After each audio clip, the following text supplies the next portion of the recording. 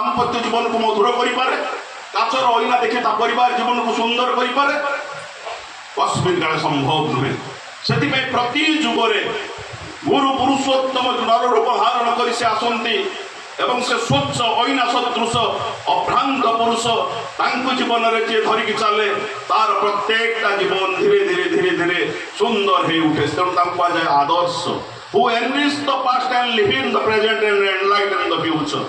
जे अतीत को आवृत करती, वर्तमान को संवर्धित करती, आउ भविष्य को आलोकित करती, धरी चली मनीष से जदि पूर्व किसी तार जीवन में अनेक अन्याय अकर्म थाए विलोप हो जाए, जदि से इष्ट प्राण हो उठे आर ये जीवनटा अत्यंत माधुर्यमंडित हुए एवं तार भविष्य जीवनटा आलोकित हो जाए।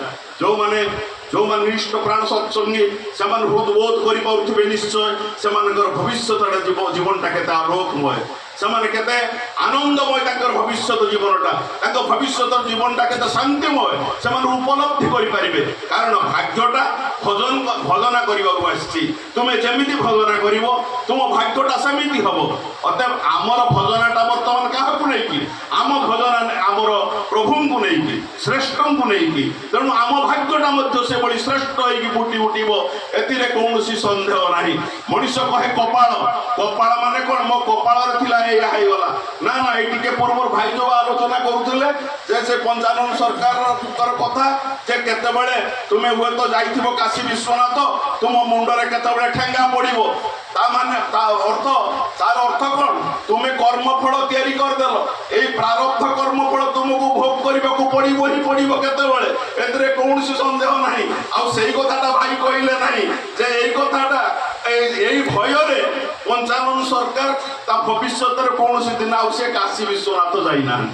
ठाकुर जिते कहले आपण हुए तो काशी विश्वनाथ जाइए आते हुए तो पछपटू आसिक आपण मुंडरे ठेंगा पड़ो एवं पंचानन सरकार दिने कहते से भय मोर आ भविष्य काशी विश्वनाथ जीवा है ना।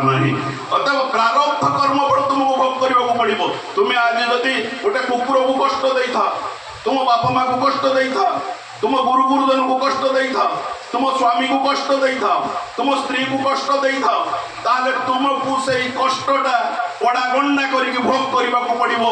एक कथा तुम मैंने लेखि रख। तेणु से प्रारब्ध कर्मफल मनीष को भोग करने को हुए। कपाल बोली किसी ना प्रवृत्ति रूपे मस्तिष्क जहाँ लेखाई ताही कपाल। मोर प्रवृत्ति है मु पर झील बहु उपर आखि पकईली कुकर्म कली से मोर ब्रेन भितर कौन है मो ब्रेन सेट लिपिड भितर अंकित होकर रहीगला। मु कौन कौन झील मान देखिले खराब भावुची, माँ मान को देखिले कौन मोर दृष्टि केमी रोचे, पर धन को देखिले मो भितर की भावना सृष्टि होगुड़ाक आमर लिबिड भितर सेट हो रही जाऊँगी। तेणु ये सेट हो रही जाऊँगी प्रकृति रूप से कपाल हो अवस्था फुटी उठुची। तेणु कपाल बोली किसी ना। अतएव आमे जो कर्म कर कर्म गुड़ाक परवर्ती अवस्था आमरी उपर ही रिएक्शन बाहर। तेणु आम जो फल भोग कर आम कहे भगवान तुम्हें मत कहीं कष्ट देल, मत कहीं दुख दौच, भगवान क्या दुख दौना, भगवान क्या कष्ट दे दौना। आम जमी कर ठीक से भाव में आम फल लाभ कर मुक्ति मिल जदि खूब इष्ट प्राण हो ध्यान करी मनीष धीरे धीरे तार से कर्म फल को छेद करने को चाहे खंडन करने को चाहे अनेकटा रिहाई मिल कौन सन्देह ना।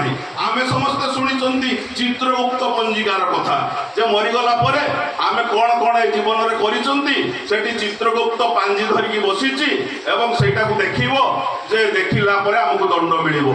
चित्रगुप्त पंजिका माने चित्तरे गुप्त भाव में जहाँ पंजीकृत हो रही जहाँ हूँ चित्रगुप्त पंजिका। यही मुंड भितर गुप्त ଭାବରେ ଯାହା ପଞ୍ଜୀକୃତ ହେଇକି ରହିଛି, ଯାହା ଲେଖା ହେଇକି ରହିଛି, ସେଇଟା ହଉଛି ଚିତ୍ରଗୁପ୍ତ ପଞ୍ଜିକା। ଆମେ ଅନେକ ହୁଏତ ଜାଣିନାହାନ୍ତି ମୁଁ କି ପାପ କରିଛି, ମୁଁ କି ଅକର୍ମ କରିଛି, ମୁଁ କି ଦୁର୍ନାମ ଯେ ବ୍ୟତିକ୍ରମ କରିଛି, ସେଇଟା ଆପଣମାନେ ସିନା ଜାଣିନାହାନ୍ତି, ମୋ ମୁଣ୍ଡ ଭିତରେ କିନ୍ତୁ ସେଟା ଅଛି। ମୁଁ ଯାହା କରିଛି ମୋତେ ତା ଫଳ ଭୋଗ କରିବାକୁ ପଡ଼ିବ। ଯିଏ ଯାହା କରିଛି ତାର ଫଳ ମଧ୍ୟ ତାକୁ ଭୋଗ କରିବାକୁ ପଡ଼ିବ। ତେଣୁ ସେଇଥିପାଇଁ କୁହାଯାଏ ଚିତ୍ରଗୁପ୍ତ ପଞ୍ଜିକା। ତେଣୁ ସେଥିପାଇଁ ମଣିଷକୁ ଏଇ ସୁପ୍ତ ଲୁପ୍ତ ଯେ ଯାହା କିଛି ମଣିଷ ଜୀବନରେ ଅଛି, ସବୁ କିଛିରୁ ମଣିଷ ରକ୍ଷା ପାଇବା ପାଇଁ ଜୀବନରେ ସେଇଥିପାଇଁ ଗୁରୁ ଦରକାର। ଗୁରୁ ଅବଲମ୍ବନ କରିକି ଚାଲିଲେ ଗୋଟେ ବଡ଼ ଜିନିଷ ହୁଏ। ଏ ଜିନିଷ ଆଉ ଅନ୍ୟ କୌଣସି ଗୁରୁ କରିପାରନ୍ତି ନାହିଁ। একমাত্র প্রারব্ধ কর্মফল খণ্ডন করিবার ক্ষমতা একমাত্র পুরুষোত্তমঙ্কর ଅଛି। পুরুষোত্তম একমাত্র প্রারব্ধ কর্মফল খণ্ডন করিপারନ୍ତି। পুরুষোত্তম একমাত্র মଣିষକୁ ମୋକ୍ଷ ପ୍ରଦାନ କରିପାରନ୍ତି। ଏ କ୍ଷମତା ଏ ଜଗତରେ ଆଉ କାହାର ନାହିଁ। ପୁରୁଷୋତ୍ତମ ଏକମାତ୍ର ଇଷ୍ଟଭୃତି ଗ୍ରହଣ କରିପାରନ୍ତି। ଏଭଳି ଘଟଣା, ଏଭଳି ଗୁରୁ ଆଉ ଜଗତରେ କୋଉଠି ଦେଖାଯିବେ ନାହିଁ। ଆଉ ପୁରୁଷୋତ୍ତମ যে মনুষ্যକୁ প্রবৃত্তি প্রলোভনରୁ ମଧ୍ୟ ରକ୍ଷା କରିଦିଅନ୍ତି। ଏ ଜିନିଷଟା ଆଉ କୋଉଠି ହବ ନାହିଁ। ଜୀବନରେ ଗୁରୁଙ୍କୁ ଧରି ଚାଲିଥିବା ମଣିଷ, ଇଷ୍ଟଙ୍କୁ ଧରିକି ଚାଲିଥିବା ମଣିଷ ପ୍ରବୃତ୍ତି ପ୍ରଲୋଭନରୁ ଅନେକଟା ରକ୍ଷା ପାଏ, ପ୍ରବୃତ୍ତି ଠାରୁ ଅନେକ ରିହାଇ ପାଏ। ଦେଖୁନାହାନ୍ତି ଅନେକ ଗୁରୁ ଆପଣମାନେ ଦେଖିଥିବେ, ଆମ ଓଡ଼ିଶାରେ ଅନେକ ଗୁରୁ ଅଛନ୍ତି, ଭାରତରେ ବହୁ ପ୍ରତିଷ୍ଠିତ ଗୁରୁ ଅଛନ୍ତି, ବହୁ ନାଁ କରନ୍ତି, ବହୁତ ଲୋକ ସେଠିକି ଯାଆନ୍ତି, ଦୌଡ଼ନ୍ତି। ସେମାନେ ବହୁତ କଥା ସବୁ ଦେଖାନ୍ତି, ଯେ ବିଭୂତି ଦେଖାନ୍ତି, ଯେ କେତେ କ'ଣ ସବୁ ସେମାନେ ସବୁ ଦେଖାନ୍ତି। କିନ୍ତୁ ପରବର୍ତ୍ତୀ ଅବସ୍ଥାରେ କିଛି ଦିନ ପରେ ଯେ ବିଭିନ୍ନ ପ୍ରକାରର କଥା ସବୁ ଶୁଣିବାକୁ ମିଳେ। ବର୍ତ୍ତମାନ ଜାଣନ୍ତି ଆମ ଭାରତ ବର୍ଷର 7 ଜଣ ବିଶିଷ୍ଟ ଗୁରୁ ଜେଲରେ ଅଛନ୍ତି। ବିଶିଷ୍ଟ ଗୁରୁ, ଖୁବ୍ ନାମଜାଦା ଗୁରୁ, କୋଟି କୋଟି ସଂଖ୍ୟାରେ ସେମାନଙ୍କର ଶିଷ୍ୟମାନେ ଅଛନ୍ତି।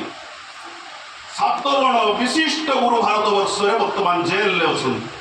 3 ଜଣ ବିଶିଷ୍ଟ ଗୁରୁ ଏ ଦେଶ ଛାଡ଼ିକି ଚାଲି ଯାଇକି ଅନ୍ୟ ଦେଶରେ ରହିଛନ୍ତି, ଫେରାର ହେଇକି ଅଛନ୍ତି। ଆପଣ ଚିନ୍ତା କରନ୍ତୁ, କେତେ ବଡ଼ ବଡ଼ ଗୁରୁ, କେତେ ଶିଷ୍ୟ, ସେମାନେ ପ୍ରବୃତ୍ତି ପ୍ରଲୋଭନ ଭିତରେ ପଡ଼ି ଯାଉଛନ୍ତି। ପ୍ରବୃତ୍ତି ପ୍ରଲୋଭନରୁ କେହି ରକ୍ଷା କରିପାରିବେ ନାହିଁ। ଏକମାତ୍ର ସଦ୍ଗୁରୁ ପୁରୁଷୋତ୍ତମ ହିଁ ମଣିଷର ପ୍ରବୃତ୍ତି ପ୍ରଲୋଭନରୁ ରକ୍ଷା କରିପାରନ୍ତି। ଆଉ ଆମେ